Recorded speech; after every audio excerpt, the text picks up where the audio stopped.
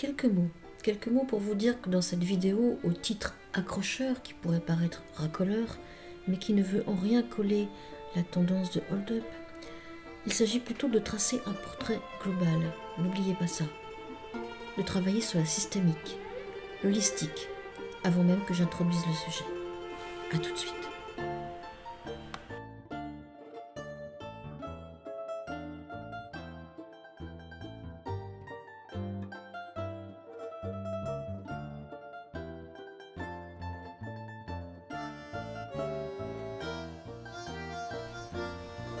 Mes chers amis, bonsoir. Alors pour une fois, je vous fais une vidéo qui n'est ni une voyance, ni une canalisation, et donc je m'autorise le recueil d'informations, l'analyse, et tout ce qui évidemment peut paraître un peu subjectif, en tout cas qui s'éloigne complètement d'une canalisation, entre guillemets.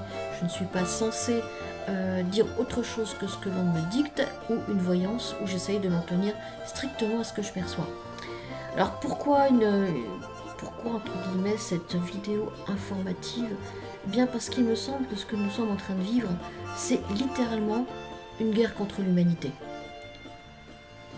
Il y a un certain nombre de faits pour ça, et je vais vous en faire part bien sûr. Il y a un certain nombre de signes, un petit peu dans la suite logique d'une vidéo comme Hold Up. Je crois que la plupart des citoyens qui ont encore un cœur, entre guillemets, ont envie de se lever et d'hurler à ce manque de liberté, d'hurler pour ce qu'il est en train de nous arriver et qui n'a rien, mais alors rien de justifié, comme je vais tenter de vous le prouver à travers un certain nombre de nouvelles informations. Alors j'ai réfléchi et ça fait plusieurs mois que je suis en train de me demander, suis-je conspi, suis-je non conspi? Alors aujourd'hui, dès qu'on s'éloigne de la ligne directe du parti, on est bien tout bonnement, entre guillemets, coupable de conspirationnisme, de complotisme, voire de répandre des fake news. Et c'est devenu un péché fort grave dans cette France qui n'a plus de démocratique que le nom, et où on est en train d'installer tout doucement, mais sûrement, comme dans tous les pays du monde, une espèce de monstrueuse censure. Il suffit de voir la réaction à la sortie du film Hold Up pour s'apercevoir qu'on peut, entre guillemets, écrire des obscénités dans un canard populaire sans que cela fasse réagir personne. Mais alors dire tout simplement ce que l'on pense ou ce que l'on sait est devenu un péché mortel et qui est immédiatement sanctionné par les médias et par les... Zut, je vais pas arriver à le dire. Enfin bon, bref, sanctionné. Alors une vidéo qui vous est faite avec le bon sens agricole. Comme vous le savez, j'ai un profil mixte, un profil agricole également, à mi-temps, ce qui me permet de ne pas m'épuiser en voyance, tout en manquant dans le bon sens, entre guillemets, de la terre. La terre, c'est quelque chose de très précieux. C'est peut-être même le bien le plus précieux qui existe pour les années à venir. En tout cas, c'est pas pour rien que j'ai choisi, entre guillemets, ce boulot. Alors nous voilà aujourd'hui à faire face à une espèce à une maladie. Une maladie qu'on accuse du pire, une maladie qui fait effectivement, entre guillemets, des morts, entre 0,5 et 1% en fonction des statistiques, mais une maladie qui a tout un tas de conséquences qui, elles, sont particulièrement étonnantes, parce que ce n'est pas la première maladie grave qu'on affronte, c'est pas notre première épidémie, c'est pas la première saloperie, entre guillemets, qui habite la Terre et qui détruit nos santé de façon totalement contagieuse et qui se répand rapidement, et dont de nombreuses d'ailleurs ne sont pas soignables. Mais par contre, c'est la première fois que nous sommes confrontés à toutes ces mesures totalement liberticides. Mondialement, jusqu'à voir 4 milliards et demi d'êtres humains confinés, c'est-à-dire en fait emprisonnés à leurs frais chez eux et sans réaction.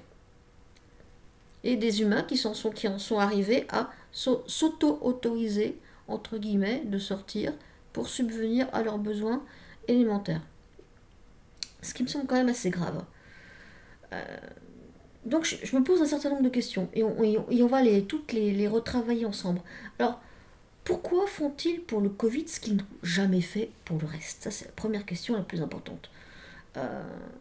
Pourquoi sommes-nous, par exemple, de plus en plus allergiques, asthmatiques, malades? On ne compte plus les gens qui sont sous antidépresseurs ou qui qui sont malades tout court, qui sont en longue maladie. Pourquoi les maladies de l'esprit, la psychiatrie, se développent-elles à cette vitesse? Pourquoi n'a-t-on pas trouvé de vaccin contre le sida, entre guillemets, qui lui est une vieille maladie qui a 40 ans?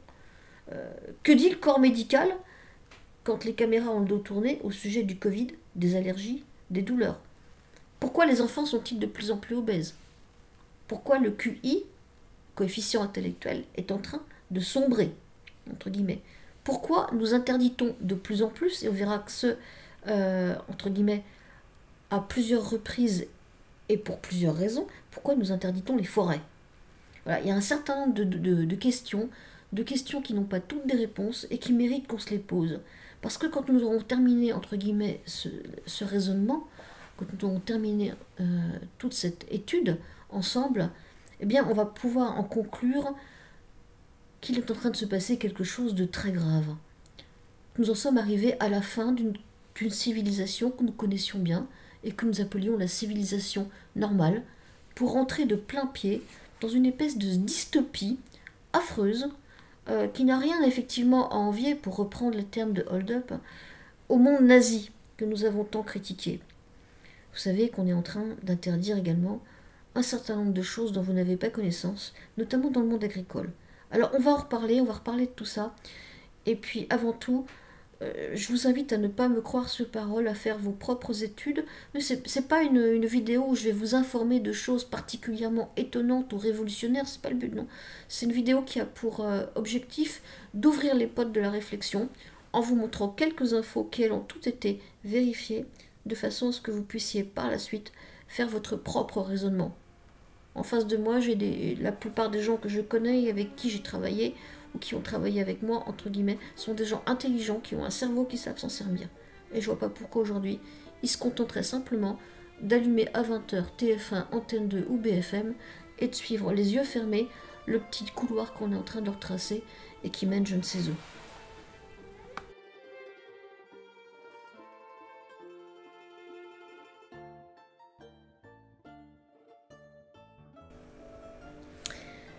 Alors, on va commencer par le dossier Covid. Avant même d'ailleurs qu'on parle du Covid, je le répète, l'objectif de cette vidéo est de tracer un portrait qui ne se limite pas au Covid et qui ne le conteste d'ailleurs pas. Quelque chose de vraiment global, systémique, holistique, qui va vraiment nous poser la question de la guerre contre l'humanité, sans doute par l'humanité elle-même, mais une question qui me semble importante de se poser avant qu'il ne nous reste plus aucun moyen de réagir. Alors, ce fameux dossier Covid. Un dossier Covid qui pose question, pourquoi? Parce qu'on est sur 0,5 à 1% de létalité, c'est-à-dire de mortalité sur les cas avérés, ce qui n'est pas énorme, c'est plutôt moins de morts que bien d'autres choses, entre guillemets. Quelque chose qui est rentré chez nous au travers de frontières ouvertes, je me rappelle encore du démarrage de cette sinistre épidémie, où, ma foi, on vantait les touristes chinois qui venaient fêter le jour de l'an sur les Champs-Élysées. On invitait les Italiens à venir jouer au foot en France à Lyon. Et qu'ensuite, tiens, zut, il y a des clusters. Cluster, une nouvelle appellation pour dire foyer de contagion. Tout un vocabulaire Covid, en fait. Il y a toute une culture Covid qui s'est tracée. Ce qui est bien sinistre. Alors, quel bilan? Oui, bien sûr, quelques centaines de milliers de morts, pas plus que d'autres choses. Je vais vous donner pour commencer quelques chiffres qui me semblent importants. Vous avez des maladies qui sont terribles et dont on ne parle pas. La fameuse tuberculose. La tuberculose, aujourd'hui, c'est plus de 1 million de morts par an, chiffre de l'OMS.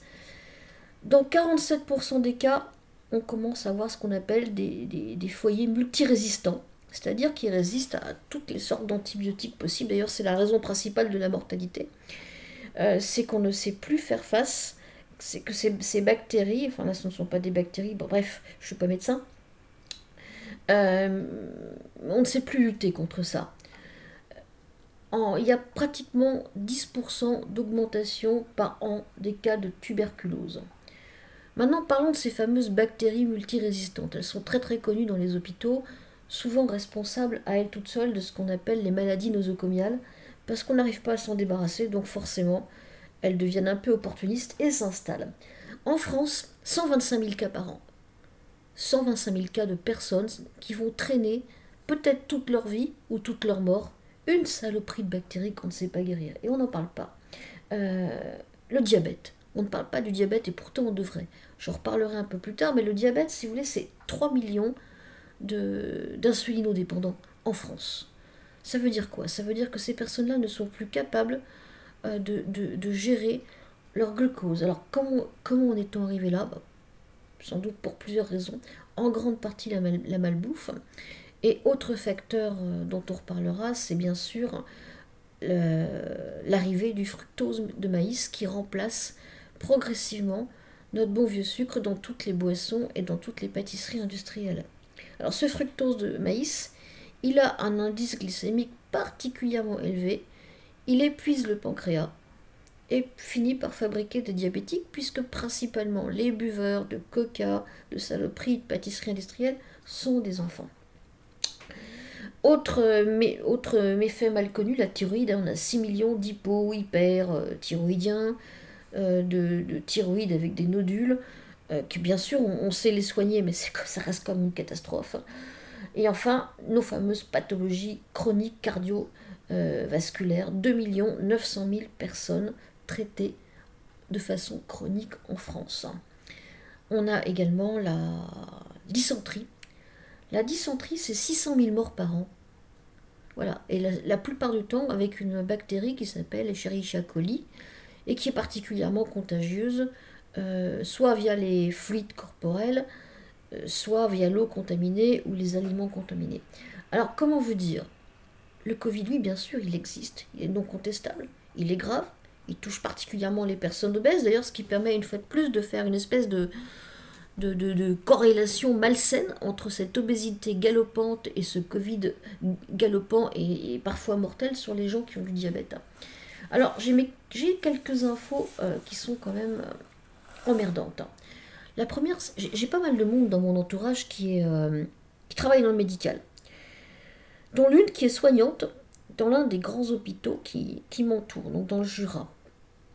Et elle a constaté elle-même que des personnes qui sont mortes et qui ne sont pas mortes du Covid, qui n'ont même pas été testées, ont été baptisées mort Covid. Ça, c'est un premier constat. Un deuxième constat, une autre personne de mon entourage, médecin, qui bien sûr va rester anonyme parce qu'il a qu'une peur, c'est de se faire taper sur les doigts par l'horrible conseil de l'ordre qui est en train d'essayer de massacrer le professeur Raoult. Et qu'est-ce qu'il dit ce médecin? Il dit que t'es pas Covid, effectivement, mais qu'est-ce que tu